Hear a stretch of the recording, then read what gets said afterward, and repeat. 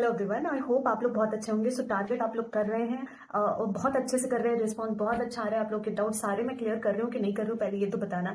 उसके बाद अगर आप लोग आरओ और पीसीएस की तैयारी कर रहे हैं ना, तो ये जो टारगेट दिया जा रहा है ना, ये आपके लिए रामबाण है। इसलिए मैं ये कह रही हूँ क्योंकि आपके एग्जाम्स की डेट मतलब लैग कर रही है कि आपका दिसंबर में ये 22 दिसंबर वाला होगा, या फिर आपका जो एग्जाम है जनवरी में, या फिर अब पोस्टपोन होगा मार्च तक। तो इसमें थोड़ा सा डाउट बना हुआ है मुझे। जहां तक कंफर्म हो रहा है कि मैंने अभी एक वीडियो डाला भी, मैंने आपको अभी एक आधे घंटे पहले एक वीडियो आपको मिली है, 1 घंटे पहले, कि उसमें क्या है, तो आप जाके देख लेना कि क्या चल रहा है एग्जाम डेट को लेकर के। लेकिन आप लोग बस एक चीज रखो, जैसे देखो मेरा दिमाग में ये है कि मुझे एग्जाम देना है। मान लो कि मुझे एग्जाम देना है।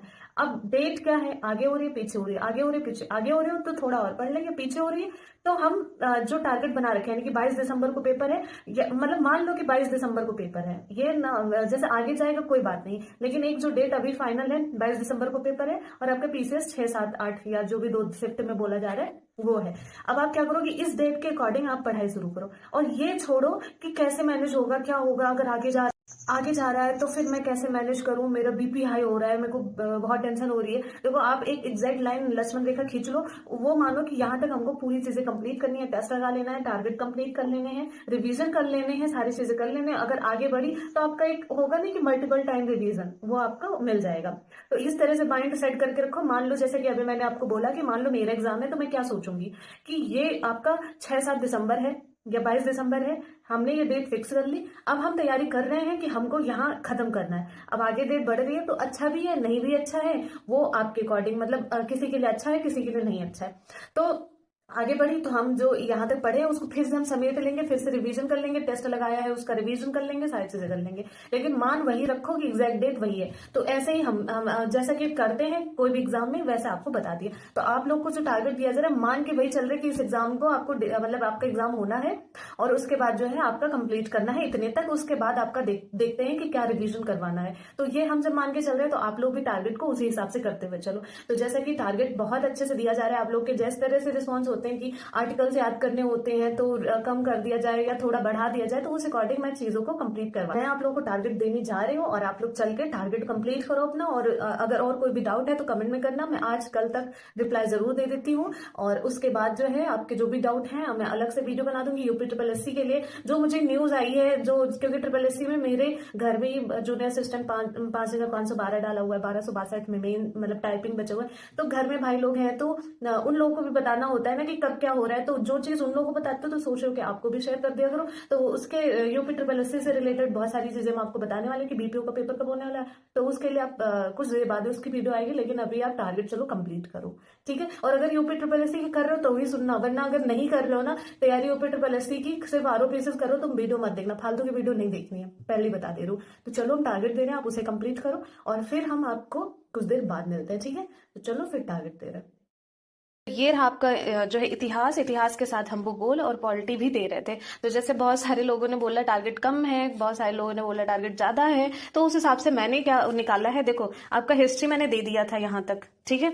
अब आपको ये देना है, तो आपको क्या करेंगे कि भारत का संवैधानिक विकास पढ़ लेना, 78 से लेकर के 92 तक है, सिर्फ एक ही पेज है आपको करना है। मॉडर्न इंडिया आपका समाप्त हो गया है, समझ लो। अब ये इतने ही है, तो जो है हम खत्म करवा देंगे। तो भारत का संवैधानिक विकास जरूर पढ़ लेना, ठीक है। तो 51 का हिस्ट्री पढ़ लेना। अब हिस्ट्री एक तरह से समझ लो कि मॉडर्न इंडिया खत्म हो गया है, और सोमवार से, ठीक है, यानी कि मंडे से आपका मैं मिडवल और एंशिएंट ये भी शुरू कर दूंगी। और उसके बाद जो है आप देख सकते हैं। और साइंस के लिए बताना कि मैं मैं पूर्वालोकन शुरू करूं, या आप साइंस कर रहे हैं तो साइंस का रहने दें। आप साइंस के लिए जरूर बता देना कि किस किताब से दिया जाए, जैसे पूर्वालोकन ही साइंस का करवा दें, या फिर आप अपने हिसाब से कर लेंगे, तो ये भी बता देना। अब हम चलो आपको ज्योग्राफी दे रहे हैं, ठीक है। तो इसमें हमने यहाँ तक आपको दे दिया था भारत के राज्य केंद्र शासित प्रदेश। आज आपको प्रजातियां पढ़नी है और उसके भाषाएं पढ़ने हैं, मतलब भाषाएं और प्रजातियां पढ़ लेनी है, बस इतना ही पढ़ना है। अपवाद तंत्र हम आपको कल देंगे, तो अपवाद तंत्र कल देना है, लेकिन आज आपको क्या करना है, प्रजाति हम सोच रहे हैं कि अपवाह तंत्र में क्या करना कि गंगा पढ़ लेना और ब्रह्मपुत्र, ये दोनों नदियां बहुत इंपॉर्टेंट हैं, तो ये दोनों नदियां भी आप इसके साथ साथ पढ़ लेना। और जो बची हुई दक्षिण की नदियां हैं, अन्य नदियां हैं, जो सहायक नदियां हैं, वो सब हम कल दे देंगे आपको, यहाँ देख सकते हैं। लेकिन आपका जो गंगा ब्रह्मपुत्र नदी है इंपॉर्टेंट है, तो इसके साथ प्रजाति और जनजाति भाषा के साथ साथ गंगा और ब्रह्मपुत्र नदियां भी आप पढ़ लेना। तो ये हो गया आपका जो है पॉलिटी से। उसके बाद जियोग्राफी से इतना सारा हौच पौच हो जाता है कि मैं अब पॉलिटी देने जा रहे थे तो पॉलिटी निकल गया। खैर, तो हिंदी का आपका पर्यायवाची अब खत्म हो चुका है, अब हम आपको नहीं देने वाले। नया टॉपिक आपका रहने वाला है जो बहुत ज्यादा इंपॉर्टेंट है, तत्सम एंड तद्भव, बहुत ज्यादा इंपॉर्टेंट है और प्रीलिम्स मेंस दोनों में आपका ये आने वाला है। तो तत्सम तद्भव, देखो गोला भी बनाया हुआ है, ये बहुत ज्यादा इंपॉर्टेंट है।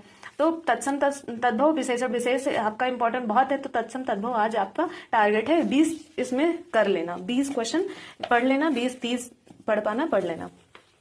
और उसके बाद जो है ये आपका है राज्य व्यवस्था। राज्य व्यवस्था के बाद राज्य व्यवस्था में मैंने यहाँ तक दिया हुआ था। आज हम आपको इंपॉर्टेंट टॉपिक पहले दे रहे हैं, ठीक। केंद्र राज्य संबंध तो आपको पता ही है, लेकिन सबसे ज्यादा इंपॉर्टेंट, चलो केंद्र राज्य संबंध और आपात उपबंध पढ़ लेना, ठीक है। तो 30 और 31 यानी कि केंद्र राज्य संबंध और आपात उपबंध आपको पढ़ लेना है। अब आप बताना कि कहीं ज्यादा तो मैंने नहीं दे दिया, 2 टॉपिक इसमें से दिया है, 1 टॉपिक इसमें से दिया हुआ है, और इसमें मैंने बहुत छोटे टॉपिक थे तो गंगा नदी और ब्रह्मपुत्र नदी 2 टॉपिक दे दिया है, तो ज्यादा तो नहीं दे दिया। और हिंदी का और करंट अफेयर के लिए आई दृष्टि मार्केट में आ गई है, उसे खरीद लो। और प्रशांत सर द्वारा जो डेली वीडियो आती है ना, उसी वीडियो के अकॉर्डिंग 5-5 टॉपिक मतलब 5 लाइन के क्वेश्चंस उठा के डेली उनका सुन लिया करो वीडियो, और एक वीडियो डेली सुन लिया करो, तो आपके टारगेट में और रिदम बना रहेगा।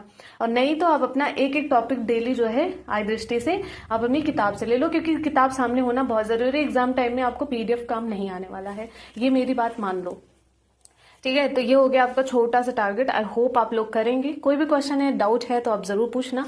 यूपी जीके के लिए मैं स्टार्ट करने वाली हूँ, लेकिन मैं आप लोगों को एक और बात बता दूं कि यूपी जीके के लिए अगर आप लोग ये किताब ले रहे हैं ना, ये वाली किताब, 1 मिनट, ये किताब कैप्सूल है, ये आपका उत्तर प्रदेश का है, यूथ कंपटीशन की है, ये बहुत बेहतरीन है। देखो मैं खुद ये पढ़ रही थी, ठीक है। छठा टॉपिक, तो अगर ये किताब ले लेते हैं ना तो बहुत अच्छी बात है, तो इसी से हम टारगेट आपको देंगे। अगर नहीं है आपके पास कोई और किताब है तो मैं यहाँ से टारगेट दे दूंगी, आप वहां से अपना कंप्लीट कर लेना, इसकी हेडक मत लेना कि अब मुझे ये भी लेना पड़ेगा, नहीं, ठीक है। तो